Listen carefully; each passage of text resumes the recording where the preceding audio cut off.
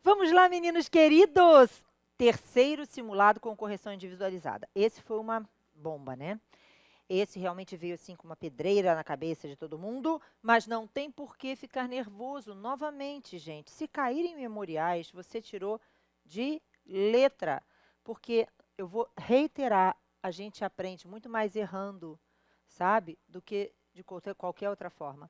Porque aí você verifica onde você errou, por que você errou. Então, esse simulado de número 3, ele é essencial. Eu preciso que você pegue, veja, a peça prático profissional principalmente, coloque do lado o gabarito, junto da sua resposta e vá confrontando direitinho para verificar exatamente por que você errou e tudo mais, certo?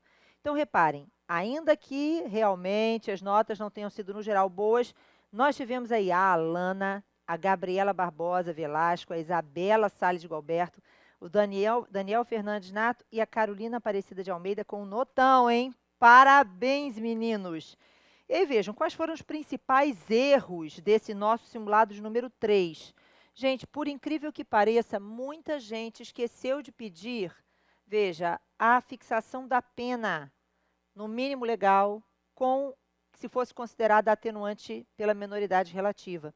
Vamos lembrar, e aí vocês já assistiram às aulas memoriais, nas aulas memoriais eu me dou por inteira, é exatamente uma aula, é aula importante, em que você vai conseguir trabalhar tudo do mérito.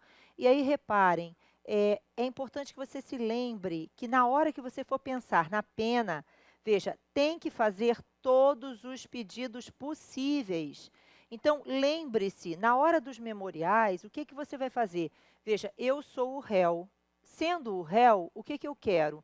Eu quero a menor pena possível. Na verdade, eu quero ser absolvido antes de qualquer outra coisa, não é isso? Mas e se eu não for absolvido? Então, existe a chance de desclassificar para um crime menos grave?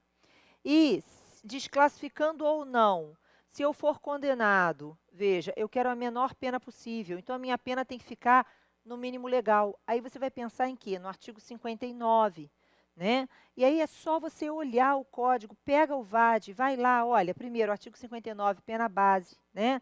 Personalidade do agente, conduta do agente em sociedade. Então, afastar a ideia de antecedentes, não é verdade, gente? O fato dele estar sendo processado, dele estar respondendo a um inquérito policial, ser um indiciado no inquérito, não caracteriza maus antecedentes.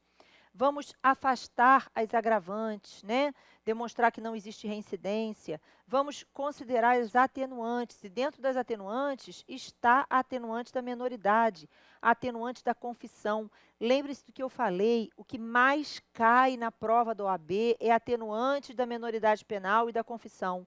Se o réu tem entre 18 e 21 anos, veja, atenuante, né? Se o réu confessou, atenuante. Você tem que indicar isso. Ficou claro? Na hora da sua prova. Então, preste atenção a esses detalhes. Na hora da prova, olhe, veja no seu vade-mecum se existe alguma remissão a alguma súmula. Vá até aquela súmula, confira, veja se tem a ver com o que você está trabalhando e tudo mais. Então, é só você seguir, veja, direitinho o que diz o Código Penal em relação à pena. Se você passar os olhos só nos títulozinhos, olha, então você já vai, com certeza, lembrar do que precisa ser lembrado para a hora da prova, tá? Então, primeira hipótese, muita gente, que foi o erro mais recorrente, muita gente não atentou, não apontou a atenuante da menoridade relativa.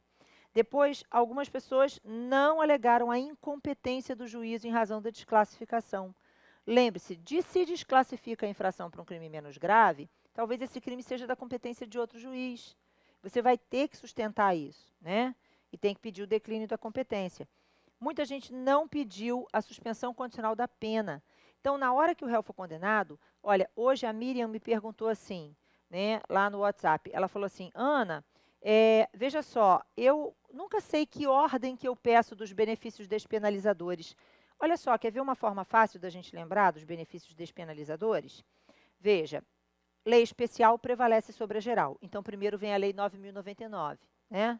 Então, tem que olhar se o cara tem direito a algum benefício da Lei 9.099, em especial a suspensão condicional do processo, que é o que mais cai na prova.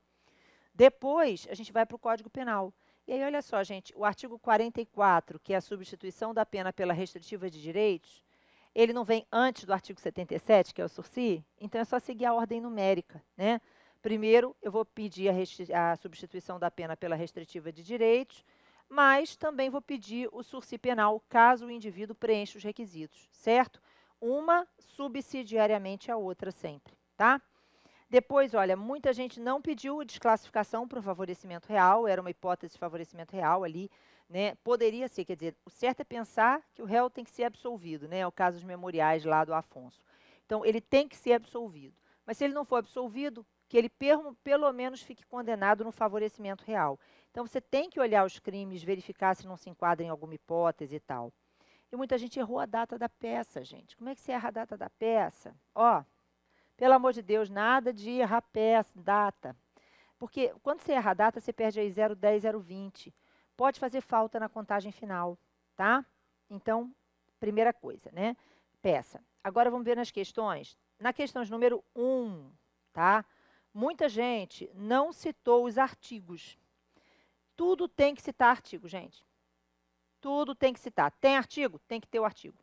Tem súmula? Tem que ter a súmula. Então, vamos sempre procurar encontrar um artigo ou uma súmula para colocar, tá bom? Na questão número 1, também muita gente não colocou que a prova era a prova obtida por meio ilícito e que isso caracterizava a ilegalidade da prisão. A prisão é ilegal em razão da prova ilícita. A gente teve um problema, né, nesse simulado, você já sabe, na hora da correção no vídeo, eu fiz esse comentário, na hora da postagem lá dentro da área do aluno e no material para download. Quero que você dê uma olhadinha nas duas, certo? Dá uma olhada no mentoring, volta ali atrás, dá uma olhada porque eu coloquei no mentoring o link dos vídeos com a segunda versão e também o espelho de correção, ok? Na questão 2, letra A, muita gente não colocou o homicídio qualificado. Gente, emprego de veneno é homicídio qualificado.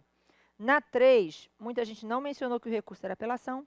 E na 4, muita gente não falou da renúncia do artigo 49. Gente, quando a vítima oferece a queixa em face de A, sem oferecer a queixa em relação a B, sabendo que B existe, é renúncia em favor de B, que tem que ser estendida para A. Você sabe isso desde a primeira fase, viu? Não vai esquecer na segunda, tá? Bom, não teve ninguém fazendo identificação pessoal da prova, graças a Deus. No entanto, gente, um monte de gente usando caneta vermelha e corretivo, pelo amor de Deus. E pior, gente, aumentou bruscamente, absurdamente, a quantidade de pessoas que escreveu fora da margem. Como é que pode isso? A cada simulado você tem que reduzir esses errinhos. Não pode escrever fora da margem. 17 pessoas escreveram fora da margem, certo? E somente 3 erraram a peça. Então, esse foi o resultado do nosso terceiro simulado. O resultado não foi bom, mas não é para ser bom. Bom é para ser na hora da prova. E eu tenho certeza que as notícias serão maravilhosas no domingo, viu? Um beijo.